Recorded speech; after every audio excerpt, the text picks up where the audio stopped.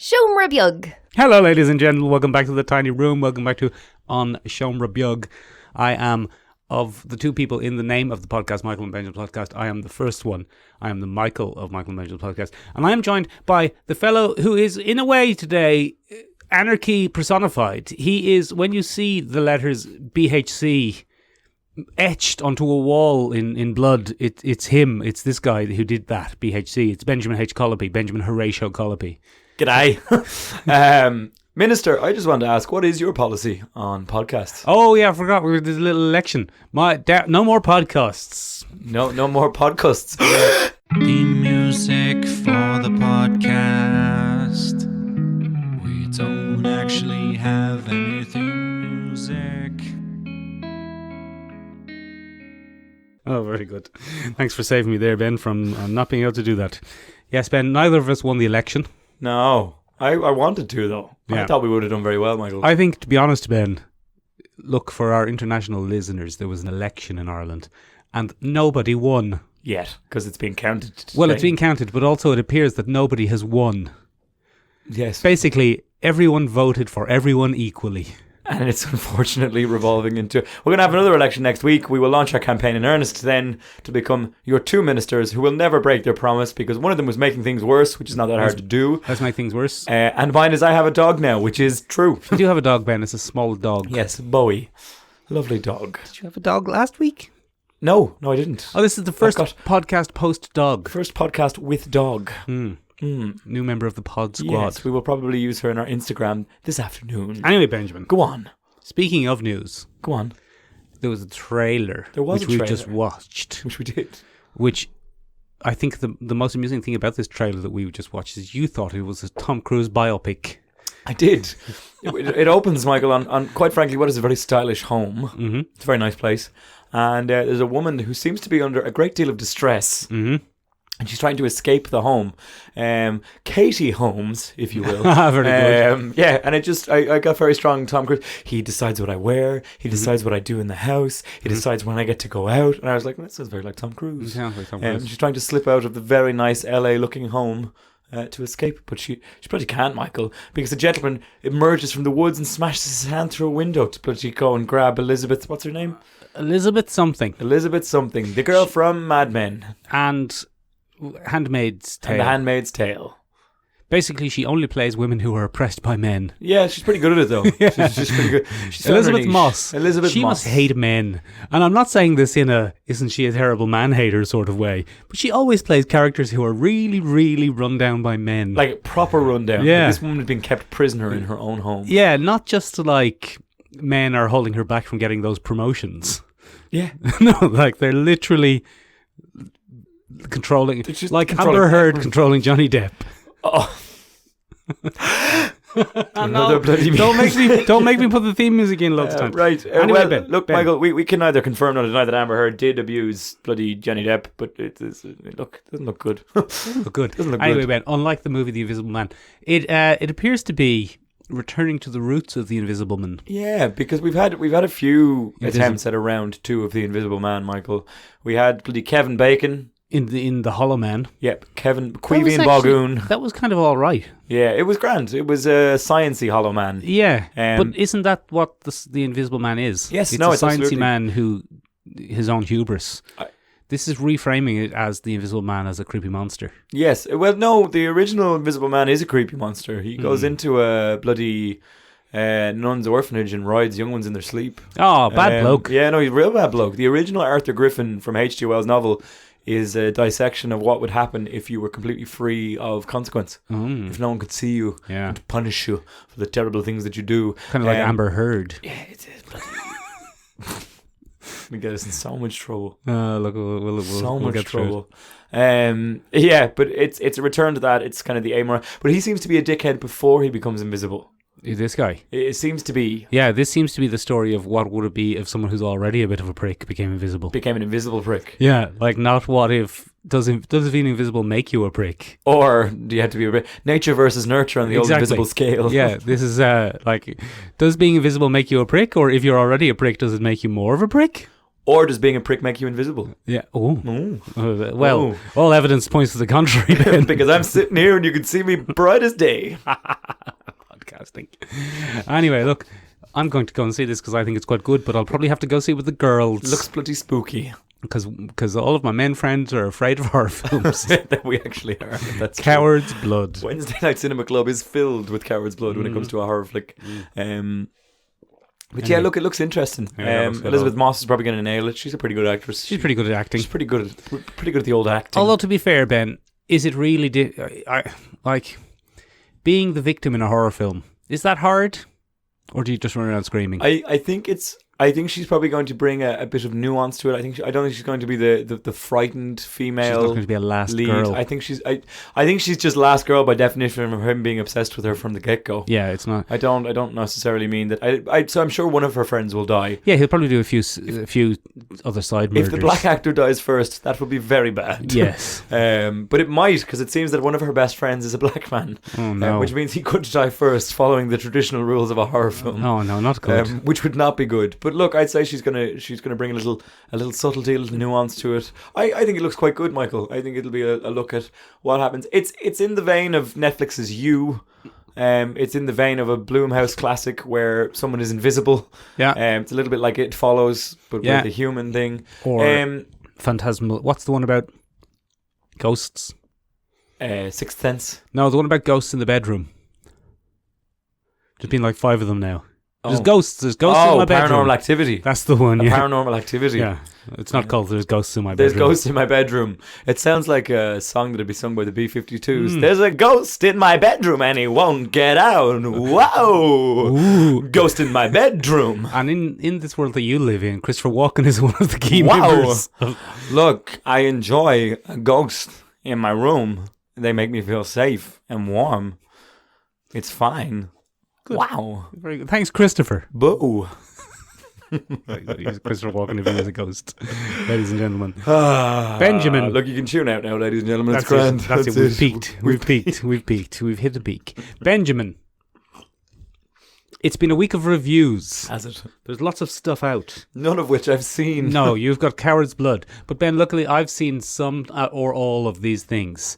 Benjamin, first of all, let's talk about Netflix's latest series. Netflix. So Ben, this series is based on a comic which I read quite a few years ago. Yes. And thoroughly enjoyed. And it's about a family. Yes. And they have a kind of past of supernatural goings on. And then one of the family members dies. So they're obliged to kind of up sticks and move to the kind of ancestral family mansion in the countryside. Oh dear. And then we'll follow their struggles with both the supernatural and fitting in their new schools and their new life in the town. Oh. Yeah.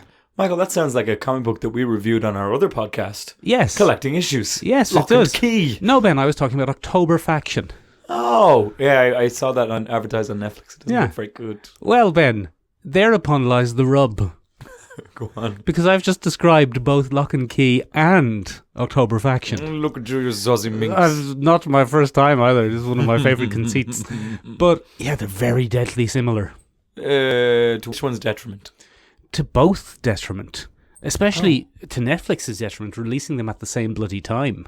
Yeah, it seems like a misstep. Because I was just flicking through Netflix and I was like, what is October Faction? Yeah. And it looked much more interesting in the synopsis. And then I watched the trailer and I was like, this is like Sex Education, but with monsters. They seem to come to a strange kind of American high school town and try to fit in. I was like, yeah, it's a little bit like Sex Education with a steak.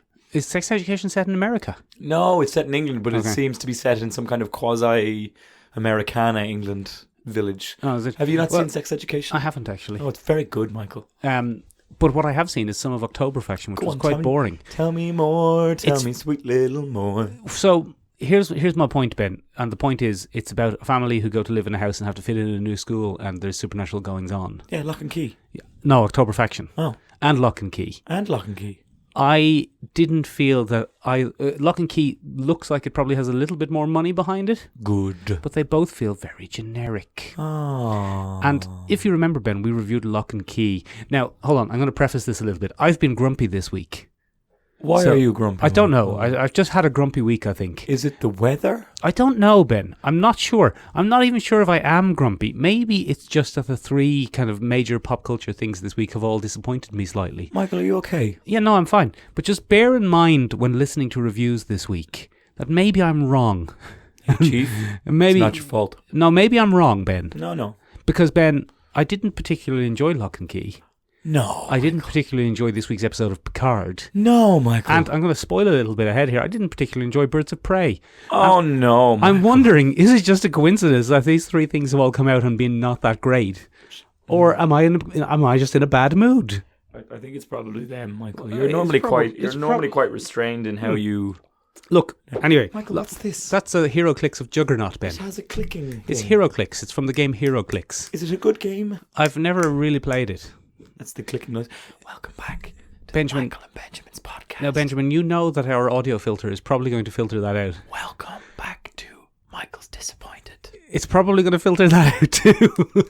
podcast, People aren't going to hear you whispering. where Michael's disappointed. Benjamin, get back on track here. Come on. We love a little clicking noise. They're not going to hear the clicking, and they're not going to hear the whole thing out. It's frozen. See there, Ben? That's below the threshold.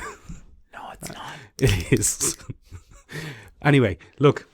Very good. Do you remember when we talked about Locke and Key on our other podcast, Collecting 2 Issues? weeks ago on Collecting Issues. Yes.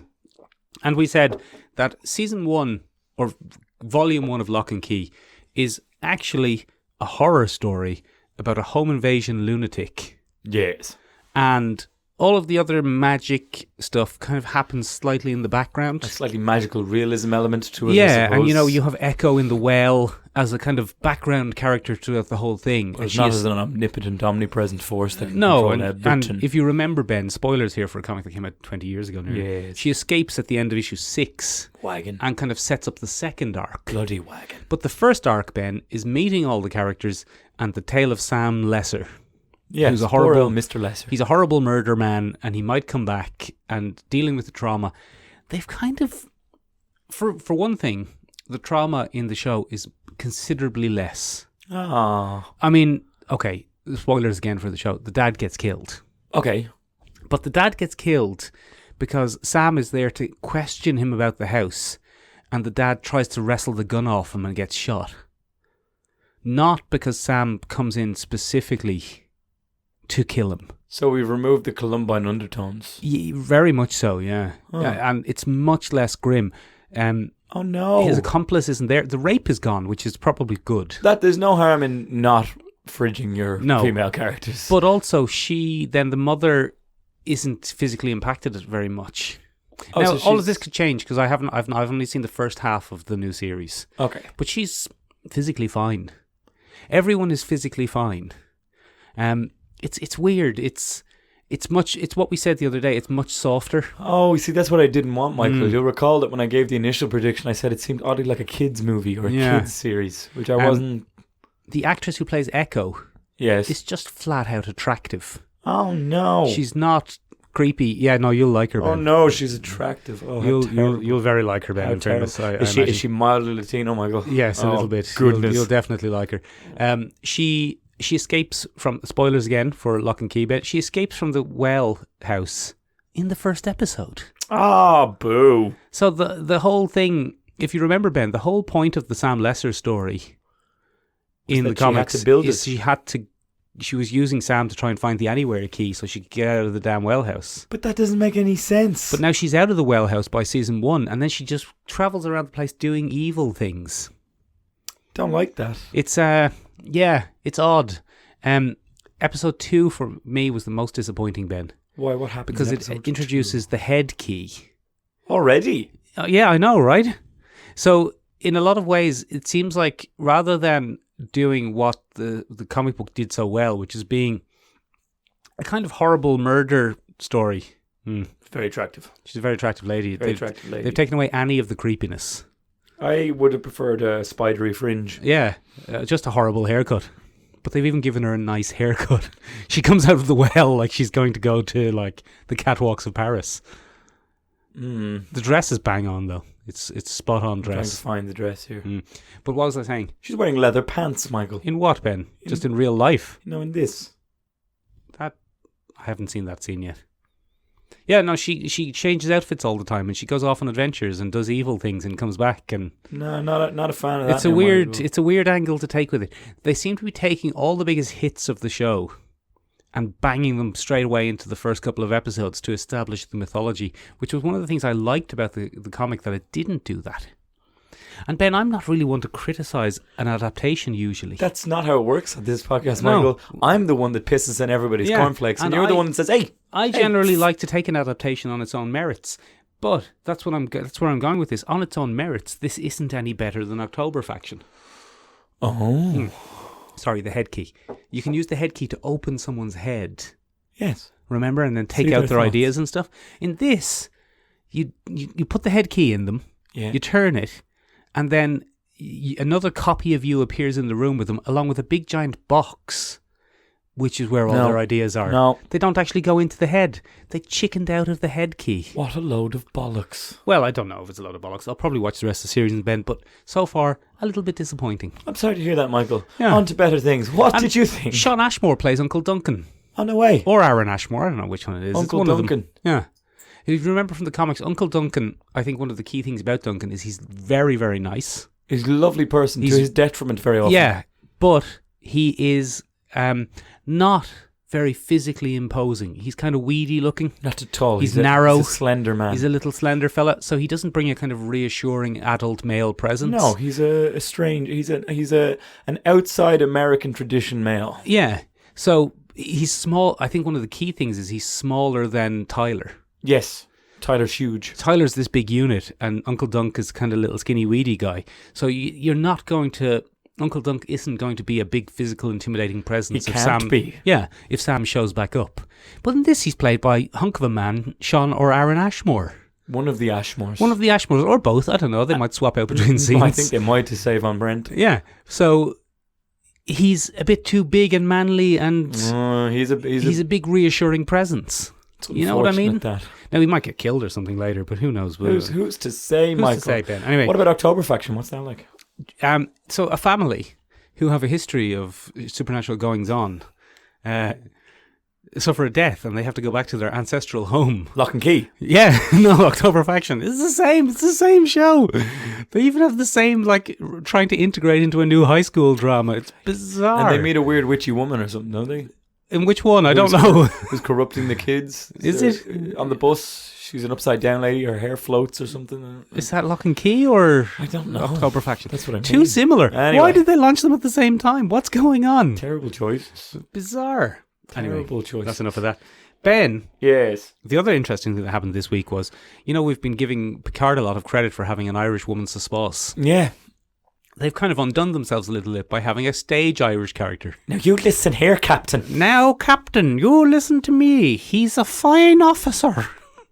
There's no need to be going on like that now. He came from the town of whatever that town was called in Voyager. New Haven? No way. Is he from New Haven? No, I don't think so. I But hope so. That would have been an amazing bit of metaphorically. continuity. You see what I'm saying? Yeah, it's not great. Benjamin, Go on. on Wednesday Night Cinema Club this week, Which took place on Saturday. which took place on Saturday, Which I couldn't go to. you couldn't go to because you had a ricey tum-tum. A ricey tum-tum. You were struck down by coward's bowels. Just struck down by my belt. Yeah, coward's bowels. Oh, very good. That And- means I'm a coward. Oh. Well, I mean, that's the implication, isn't The it? sheer wit. Benjamin, Yes. we went to see the first kind of big comic book movie of the year, I suppose. Yes, I would imagine so. Birds of Prey and the Fantabulous Emancipation of one Harley Quinn. Yes. And? It's fine. It's fine. Are we It's doing fine. spoilers? We'll Bit talk. soon for spoilers? Ben, do you want to talk box office? Michael, I know you want to talk box office. Go on. Go on. So far, Ben. Ladies and gentlemen, I've recently gotten a dog. I'd just like to point this out before you get into it. I've recently gotten a dog, and dealing with Mick when he's excited is a little bit like dealing with a dog. We're Oh, here like, we go. no, Here we no, go. How do you know no. when? How do you know when a vegan has a dog? Oh, don't worry. They'll bloody tell you. Why my veganism has anything to do with this, but okay.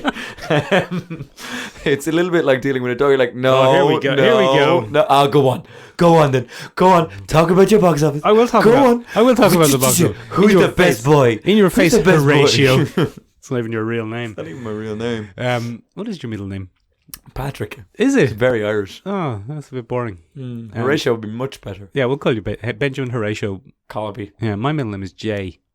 Oh, that's very boring as well. J-A-Y. As in J, as in Jason. No, just J. Just Michael J. Leonard. Jason. Don't do that. Too late. Anyway, go on. You went to see Birds of Prey. Birds of Prey. It was all right. It was all right. Box office, Ben. Looks like it's going to be the lowest opening of a DC movie ever. Ah, Jesus, lads. Yeah. How often can you fuck this up? Isn't that interesting? No, because every time we review a new DC movie, it's the lowest opening of a box office. Well, there is that for one thing. But lower than Shazam. Oh, no. Yeah. Now, Shazam did all right. Shazam did all right, actually. Like, it was Marvel Cinematic Universe Phase 1 all right. How do you keep fucking this up? Well, who is Mick. this movie for, Ben? Yeah. That's the issue. Who's it for? Women? I don't mean that in a weird way, but is that not who it's targeted at? Is that not who it's targeted at? Is it? The Fantabulous Emacipation of Harley Quinn. Yeah. One Harley Quinn? Is it of one Harley Quinn? Yeah, one Harley Quinn, yeah. But who's it aimed at? Because women aren't going. I doubt it. They're not. It was a fan service comic book back in the day where you got to draw women in tight suits. Yeah, and that fan base of Harley Quinn, the kind of... Not the fan base you want. Well, look, Ben, you want them if they're spending money. That's true. That's why that type of entertainment exists. But they're not going. They've been alienated by the new agenda of the women. I don't know if it's a new agenda. I think feminism has been an agenda for quite a while. No, but Harley Quinn, the new agenda of Harley Quinn. Harley Quinn used to be, or even still in comics, is sold on, look at this lady's butt. Yeah, oh no, absolutely. Harley Quinn was sold... We're going to get into that, Michael. Don't you worry. Harley Quinn was sold in Suicide Squad as, look at this lady's butt. Look at those fishnets. They go all the way up. And in this one, it's more like, you better not look at this lady's butt, or else she'll kick you in the nuts. She'll take a bunch of cocaine and kick you in swing the it head. back. So, is it for Harley Quinn fans? Because they're not going to see it. Is it for children? Absolutely not, because it's vulgar and violent. So, they've kind of shot themselves in the foot by making a movie aimed at no one. Yes, very interesting. Man. Yeah. Very interesting. So 33 million or something like that it's going to open with.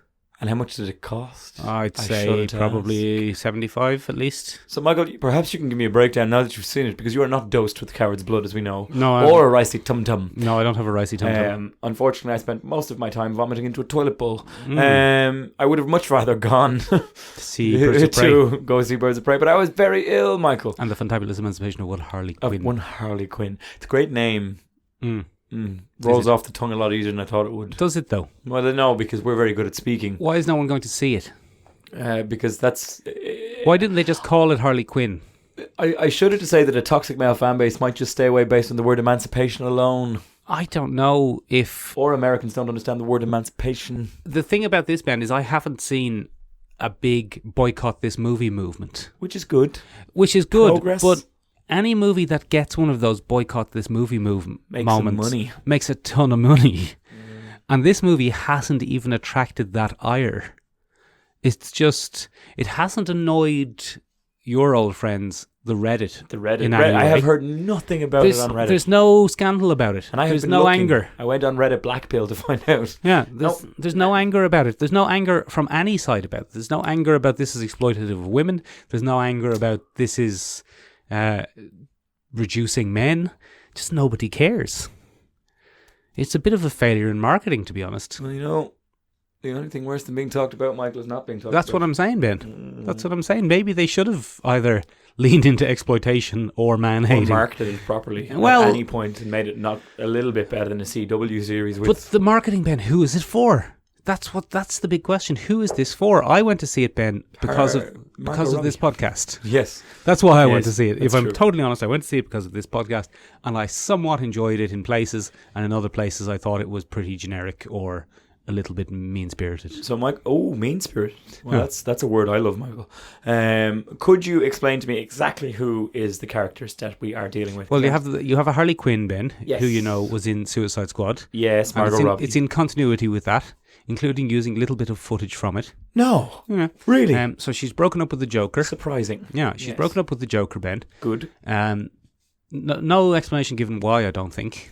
But she breaks up with the Joker. She's a strong, independent Harlequin, and she don't. No, because that's not it. Because she suffers greatly from breaking up with him. because word gets out on the street that she's broken up with the Joker, and she comes to realise that a lot of her protection has come from people being afraid of the Joker. So everyone who hates her now is out to get her. That's a little... No, they go... That sends a strange message, Michael. They go... It does, doesn't it? They go to good lengths to show us why everyone hates her, by showing us what an unpleasant person she is, basically. Interesting. This is not a redemption story. Is this I'm perfect the way I am? If you can't handle me at my worst, you don't deserve me at my best kind of No, film? she doesn't have a best. She's just horrible. She's just a terrible, terrible baddie. People will compare it to Deadpool in a lot of ways because there's a lot of winking at the camera and narration, and she's aware she's in a movie and all that sort of stuff. But I think the philosophical difference between two characters, Ben, and no great Deadpool fan am I. You are not. But the philosophical difference is Deadpool at least thinks he's a goodie. Yes, he's under the illusion that he's a good person. He thinks he's a good person who does bad things. Yes. But she thinks she's a bad person who does bad things, but people should love her anyway. Yeah, it's a weird one. It's very hard to get behind her because she's a terrible person. That's not great. I think that's one of the reasons that the kind of mixed messages. Black Canary is in it. She is a... she's the singer. She's a nightclub singer. She does a canary. She is actually black, isn't she? She is, yeah. Bit on the nose. Yeah. She's just called Canary in this? No, she's called Black Canary. Black? But she's probably the best thing in it. She's good. She's a very attractive lady. She does a high kick. And her character has, an arc. And that's good. Yeah, it's pretty good. Mary Elizabeth Winstead is a little bit underused, but has some of the best lines and is pretty funny. I enjoy Miss Winstead. She wants to be called the Huntress, but people keep calling her the Crossbow Killer. And that's pretty much her character, to be honest. Okay. Yeah. Michael, this isn't very good at all. It's all right. It's not horrible. It's all right. The action isn't good in play. It's very entertaining in some places. How's Yoon? Who's Yoon? Ewan McGregor. Yoon is weird. He's oddly camp for most of it and kind of charming in a kind of camp way, and then turns into this horrible misogynist by way of proving a point towards the end, I feel. But also, he kind of has a psychological break before he puts the mask on. Is that not what we want? Yeah, but then there's no change in his character after it. Oh, okay. And then he takes the mask back off. I think he wears the mask for about 45 seconds of the movie. Oh. Yeah. It's... some of the action scenes are pretty good.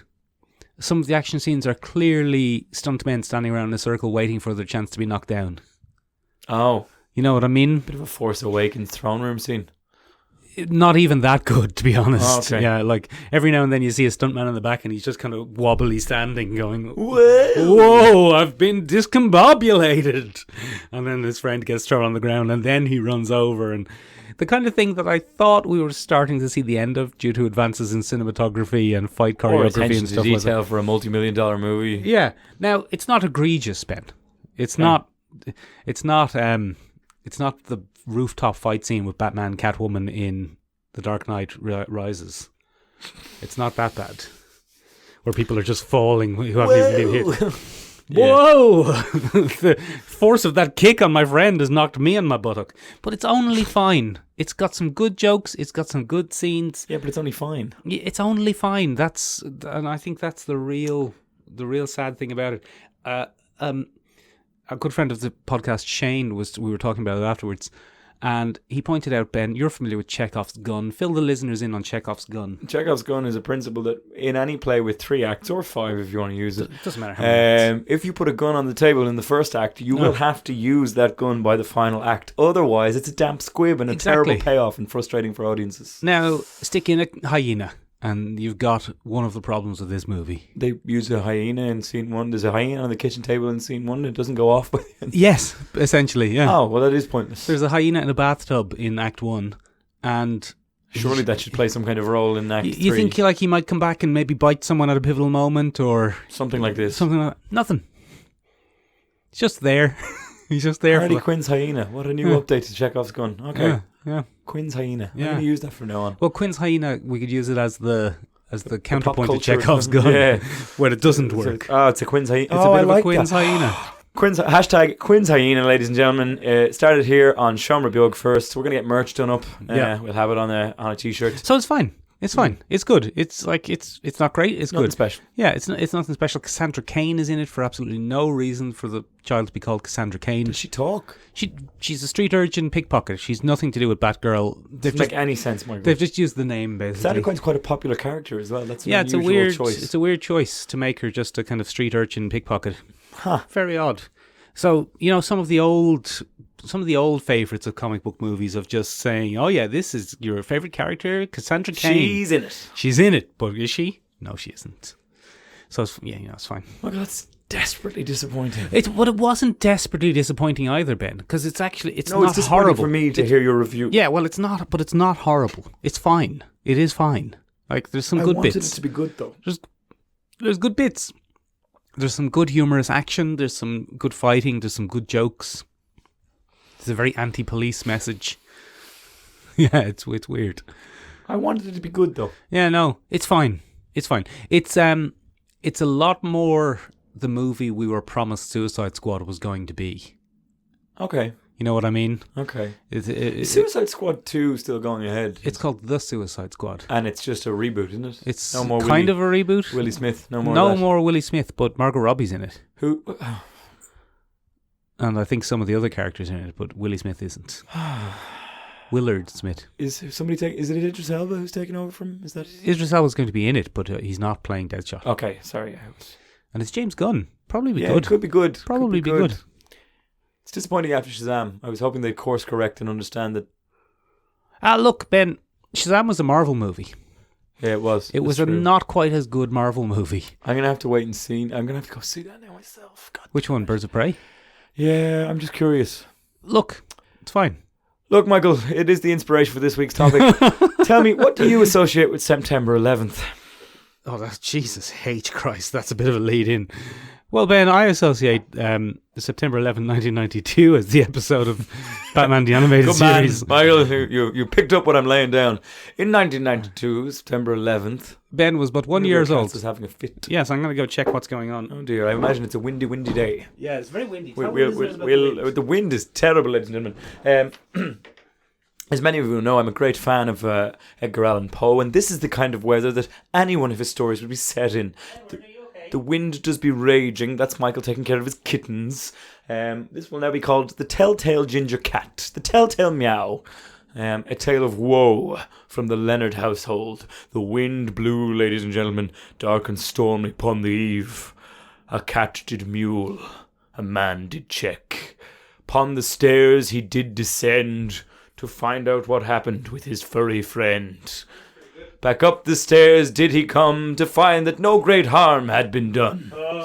I will say, back up the stairs did he come, and in he came to the tiny room. That's pretty good. So that was our little intermission there for Edgar Allan Poe. Ben was possessed by the spirit of Edgar Allan Poe. Cats are fine. Cats are fine. All is well. And upon this September 11th, podcast will we 1992. dwell. September 11th, 1992, not to be confused with September 11th, 2001. No. Very different moments for very different reasons. Harley Quinn debuted on Batman the Animated Series, the beloved Batman the Animated Series. And I didn't see her until much later. I saw her around 1994, 1995. She debuted as the Joker's sidekick in a very famous episode called The Joker's Favour. Funnily enough, Ben, I watched it this morning. She debuted pretty goddamn fully formed. Yeah, she hasn't changed much. It's very strange how fully formed she is. You know, I was thinking, maybe this is the wrong episode to watch, because maybe this is going to be kind of a proto Harley Quinn. Mm-hmm. But no, she very much is Harley Quinn. No. Right from the beginning. Yeah. All the famous things. Mr. J. The annoying voice. Oh my God, Puddin'. Exactly. The dressing her up as a sexy policewoman as a distraction. Yeah. Like, I mean, she's Harley Quinn straight away. Paul Dini she came into the world fully formed. Nailed it. She does get captured at the end. Yes, it's classic. And she says beauty school is starting to look more tempting. So I think she wasn't the full Harley Quinn with the backstory that we know. Because, if she's tempted by beauty school, she's probably in her early 20s. We haven't done our origin yet. As opposed to Harley Quinn, who's a practicing psychiatrist. She's a New Jersey girl in a New Jersey world. I mean, she has to be at least 30, right? Doesn't she? If she's a practicing doctor of psychiatry in a mental asylum. And cripplingly in debt, thanks to the American education system. Bloody hell, that's probably how the Joker got his hooks into That's the it. real criminality. Oh, topical. So yeah, she's pretty fully formed. Yeah. And Joker, it's actually a very good episode, Ben. I don't think I'd ever seen it fully before. No, it's very good. Probably has. The animated series always does a great job of most characters. Basically, a man's having a bad day. He's having his falling down moment. Yes, it's his Michael Douglas moment. He's Michael Douglas. R.I.P. to Kirk Douglas, who died this week. 103, good 103. Run. Good innings. Good innings. So he flips off the Joker, basically, who overtakes him in the car. You foolish fool. And then the Joker puts him on his list of people who'll have to pay him back someday. And because the Joker's a dick. It's pretty spooky and scary. Yeah, and it's your man's like, oh no, I'm in the Joker's pocket, and he goes off and tries to live a different life and everything. And then 2 years later, the Joker contacts him and says, I want you to do the thing now. But yeah, it's a really good episode for him. Yeah. He's a good character. Yeah. Charles Michael Collins. Yeah. Is that who it is? Yeah. That's interesting.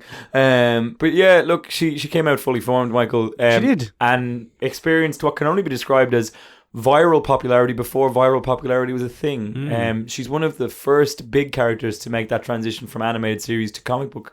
She got her own comic book series. So popular was she. She had her own comic book series by 1993. Oh, really? Yep. She within a couple of years. Within a year. Years. Now, her first. No, sorry, she didn't. Silly Ben, you've mixed up your statistics. She made her comic book debut in the Batman Adventures in 1993, and she got her own series in. I'm going to lose. I say 2013.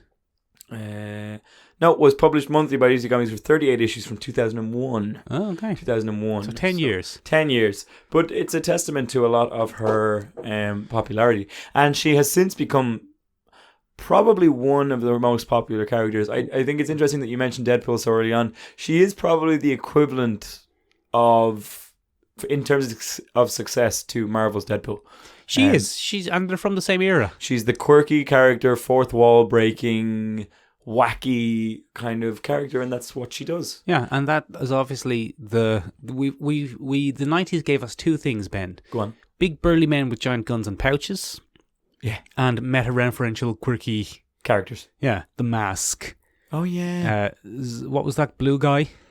The Tick. No, the Tick I suppose a bit, but also the blue guy in the red costume, Freakazoid. Oh, I loved Freakazoid. Freakazoid was one of my favourites. Harley Quinn. Yeah. They all of those characters come from that era. It was a real meta era, postmodernism. See what I'm saying? Full reign. See what I'm saying? So she came out of there, and she's remained a staple, I suppose, in comic books, and she has experienced what I can only describe as a continued rise to popularity through popularity. One of the most popular costumes of all time. Tom King is obsessed with her. Is he? As a writer, we'll get into that in a few minutes. But yeah, I suppose Margot Robbie's embodiment of her gave lazy cosplayers everywhere, a reason to rejoice. Oh my God, you've called them lazy, Ben. Yeah, I'm going to get a kick in the teeth demographic. For that one. No, they are not our core demographic, Michael. I don't think they are they? I think so. Are they? Oh, well then, no, I'm not going to apologise. I'm fine. But she's continued that kind of rise to popularity. But the H in Benjamin H. Colby stands for Amber Heard.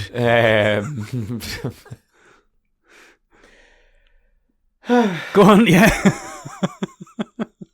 I'm glad you can do it. I'm no, go on. Rise of popularity. It's been a tough week, Michael. Are you suffering? Yeah, it's been a tough week. I had a ricey tum-tum yesterday. No. I'm tired. One of the interesting things, I suppose, is that as how much she's developed as a character over her years in her career. Because initially, Michael, she's not a great female character. She wears a sexy policewoman outfit. Yeah, that doesn't make a great female character. It makes great fan bait and great fan service. But no great female characters that make. She is, for all intents and purposes, an abused woman. She's kept in a domineering relationship, not unlike Elizabeth Moss at the beginning of this podcast, or Katie Holmes before that. Katie Holmes, this has been a weirdly "Don't Control Your Women" podcast, which is a good message. # don't be a dick. And she was very much controlled Unless and abused. you're in a relationship with Amber Heard, then maybe keep her under control a little bit. Yeah, She'll throw you a brick at because you. apparently she's going to fuck with your life and your career and drive you back into Allegedly, Ben. Allegedly, You might be doing another attraction on this in a few months. Jeez, I spend my life doing attractions. But one of the interesting things is she's completely emotionally manipulated by the Joker. There's very little instances of physical abuse towards Harley Quinn. He slaps her around a little bit. Yeah, but she's never physically intimidated by him. She is mentally manipulated and emotionally manipulated. And I think one of the interesting things, Michael, that I have raged against several times on this podcast is that she became... There is a demographic of human being that seems to aspire to a Harley Quinn Joker style relationship where they're like, he's my Joker, I'm his Harley. And it's a messy thing to aspire to. No great role models are they, Michael, for what is a healthy relationship. And that ride or die attitude, that Bonnie and Clyde kind of vibe is very, very present in the Harley Quinn fan base. And for years, DC leaned into that and sold merch saying, you know, I'm his Harley Quinn and where's my Mr. J, looking for my Mr. J and stuff like that. They really took advantage of that, as only a corporation will, Michael, when they find corporations, never trust them. Niche. But that's completely against the wishes of creator of the character, Paul Dini. Paul Dini has said several times that she is abused. She is living in, you know, a terrible relationship, and she's a really manipulated character. So I think that in recent years, Paul Dini must be quite delighted to see what's happened to Harley Quinn as a character. It's interesting that the new movie is called The Fabulous Emancipation of One Harley Quinn. Fantabulous.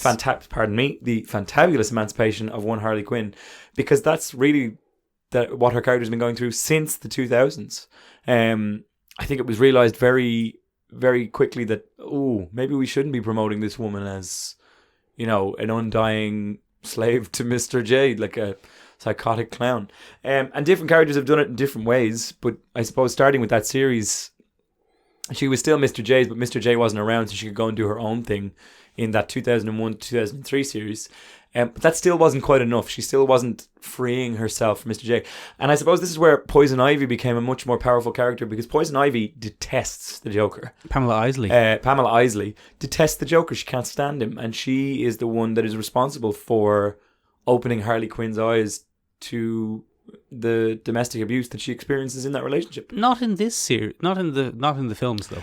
I don't... Yeah, so what I've been watching, Michael, quite lately, there's a brand new Harley Quinn series out in the DC universe. Yes, you've told us before. And it's a great series, Michael. It's really enjoyable. The more I watch it, the more I enjoy it. You take it with a pinch of salt. It is very much a tongue-in-cheek piss take of the DC universe, where villainy is very corporate and, you know, it's part of a boys' club and stuff like that. And they are pushing the message of Harley Quinn being a struggling female in the thing. In many ways, it sounds to me as though your experience with the Birds of Prey movie and this film parallel each other and then split at a very key moment. Go on. The breakup between Harley Quinn and the Joker are the central plot of both. Right. However, you mentioned that it's not necessarily her choice in Birds of Prey, whereas it is very much her choice in Harley Quinn. Well, in Birds of Prey, let me elaborate on that to be clear. Please do. It appears she's dumped. Okay. And kind of doesn't accept it. And then what we see in the trailer where she blows up the Ace Chemicals plant. Yes. That's her moment of emancipation. That's her announcement to the world. That I'm no longer... Yeah. Yeah, so a very similar thing happens with Harley Quinn. She has decided to become Harley Quinn, the animated series, sorry. Mm-hmm. She has decided to become better than the Joker as a villain. She wants to be on equal footing with him. But she's still a villain. She is and she's a puller punches kind of villain. She's a villain with a moral code. But villainy in this is not psychotic. Villainy in this is like a career choice. It's very different. Like the real world. Bloody corporate America. Bloody President-elect Donald Trump. Huh? Oh, very good. Very good, very topical. Vote Bernie. Vote Bernie. # Sanders for the win.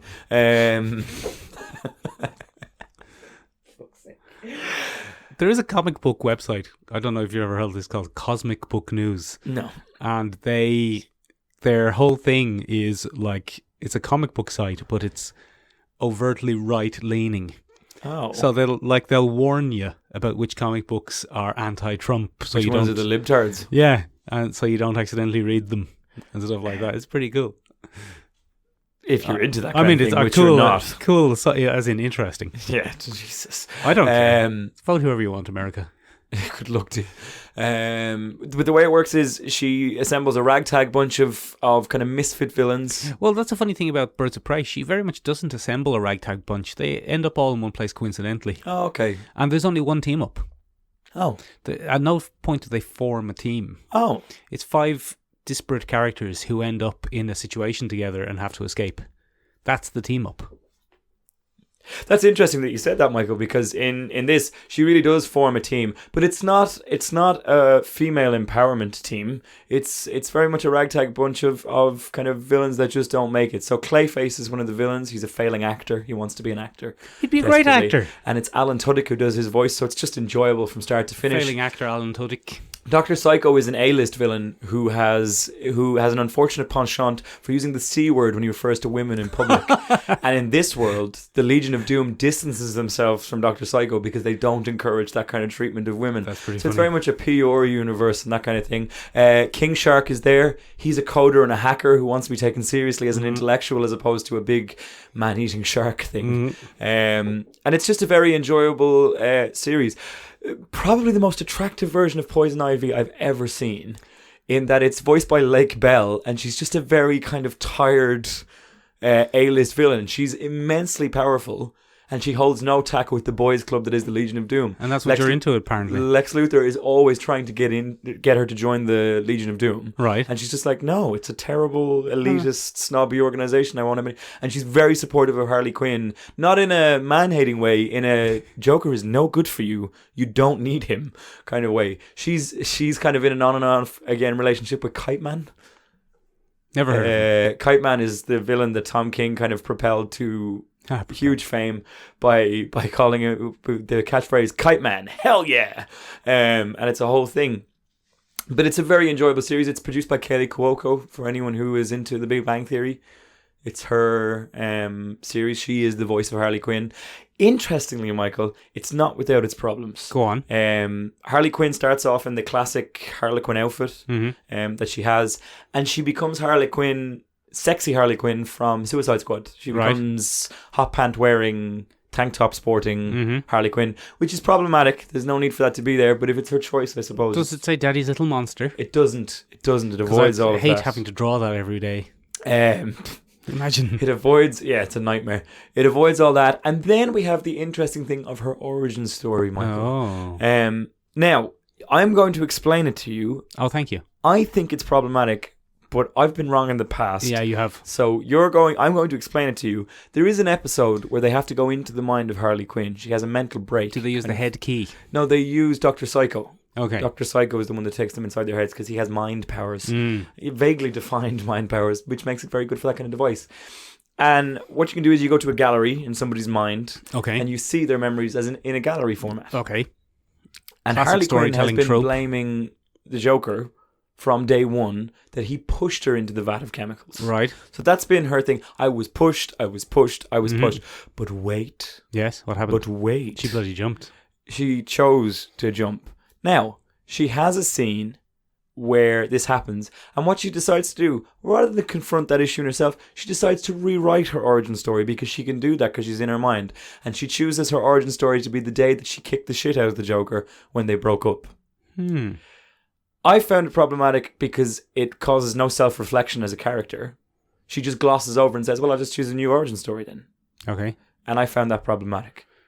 But it's a fun series, so I think you can do that. I don't think there's a major issue with it. Are you using problematic in the original meaning of problematic or the new internet meaning of problematic? I think I'm using it probably in the new internet meaning of problematic, whereupon it has a couple of spiky issues that mean it's not really an endearing narrative that we should cling to. Well, but does problematic not mean in some way racial or sexist or ageist or... This is problematic in the sense that... Are you using it to mean problematic or just not good? I think probably problematic for me in the sense of... No, it's not that it's not good. It's... She fails to take any responsibility for her personal choice and decides instead to just rewrite it. It's not like she looks at it and goes, why did I want to jump for the Joker? Is that some flaw in my character? It's, well, I don't like that, so I'm going to change it. What I'm asking you, though, is how is that problematic? What minority group does that Oh, it doesn't offend a minority. In that case, I'm not using it in the I sense don't that think you you're intend. using it in Okay. the. I don't think you're using it in the problematic in the same way that, let's say, if they decided to recast Heimdall as a white guy, would be problematic. Oh. Would that be problematic? I don't know. Would don't it? know. Some people would certainly say it was problematic using the modern internet definition of the word Okay, I problematic. don't mean it in the modern internet definition. I mean it's weak character development. Okay, so it's just not good. Weak character development. I just didn't like it as a message. I don't know. I think it does a bit. I think that show, it is very good. You should watch it. It's very good. But I think that show does a lot of good work for peeling back some of the tropes in comic books, some of the things that we assume, and it dissects them in a really fun way. But I think sometimes it just makes a weird choice because we want to make sure that Harley Quinn is empowered at all times. As I said before, she has what can only be described as a meteoric rise to fame in the DC universe, and she became known far and wide as one of the... She was put in every storyline imaginable at one point. And she's a very endearing character, I think, because she has that built-in fan base. I think, and I'm open to being corrected here, but I think it would be fair to say that a lot of women who watch Batman the animated series enjoyed having a character that they could really root for. And as she developed as a character... No, but I think as she got her own series and stuff, I think a lot of women probably saw her as... She'll be 30 next year. Their first... Yeah, I mean, which is really interesting. Probably the same age as Margot Robbie. Probably. I think Margot Robbie is around my age, isn't she? That's pretty interesting. Yeah. Benjamin, Yeah. have you seen that they're kind of replacing Harley, though, in the comics? Joker has a new kind of subservient female Joker character. What? I can't remember what her name is. It's some other... How did I miss this? Is this Clown. his daughter? No, it's just a new subservient assassin lady. Starts with P or something. Pinwheel. Anyway. I don't like that. Yeah, well, the more things change, Ben, as the French say, yeah. the more they stay the same. Yeah. Ladies and gentlemen, what are your thoughts on Harley Quinn as a What character? are your thoughts? What are your thoughts? Well, send us your favorite thoughts. Don't. No, don't do that. Please don't do that. Hashtag problematic. Now you got it. There, now I got it. Now you got it. Learning with Mick. How do you feel about Harley Quinn as a character? Was it a character that instantly grabbed your attention? Do you think she's overused at this point?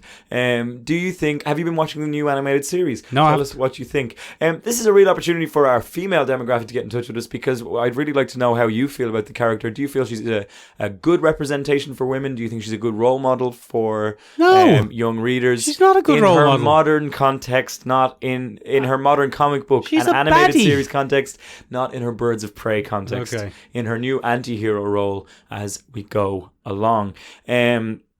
Ladies and gentlemen, if you have a topic you'd like to hear covered on the podcast, you can get in touch with us in a number of ways. We have seomrabeag.com, seomrabeag.com. Means finding room in Irish. It does indeed. Oh, so smooth. Silky smooth. If you don't like formal internet websites, you can get in touch with us at social media on Instagram at seomrabeag, seomrabeag. Means tiny room in Irish. It's Tiny Room in Irish. If you're listening to us on YouTube, you can get in touch with us down below in the comments. If you're listening to us on Spotify, ladies and gentlemen, if you could give us an follow, that'd be Just great. follow. Yeah, if just you think follow. other people would like our podcast, give us a share. Tell them, yeah. Tell us about it. vote. Word of mouth is pretty much how we get around. Round, round, round, round. We Ben get gets around. around. Da-da-da-da. Ooh, ooh, ooh. Moving on from there, you can also give us a review on Apple Podcasts. That would be great for us. The more reviews we get, the more likes, the more follows we get, the more algorithms You go. know what they say, Ben? The more the hairier. Nope, that's not what they say. But honestly, ladies and gentlemen, it's coming into a new year. We're now in the second month of the new year. Do give us topics that you want to hear covered. We'd love to have more listener contribution here. So give us topics, tell us why you'd like it covered, and send them on into us at any of those things. That's it from us this week, ladies and gentlemen. If you haven't had enough of this, stick with us until Wednesday, where we'll be dropping our brand new collecting issues, which will feature the European comic Black Sad. Black Sad. If you're into detectives, if you're a furry, or if you're into Zootopia and thought, what would that be like if you gave them guns and a little bit of And violence? cigarettes. Stick around. Bloody Wednesday's podcast, collecting issues. That's it. Bye. Bye, everybody. I'm going to press stop now.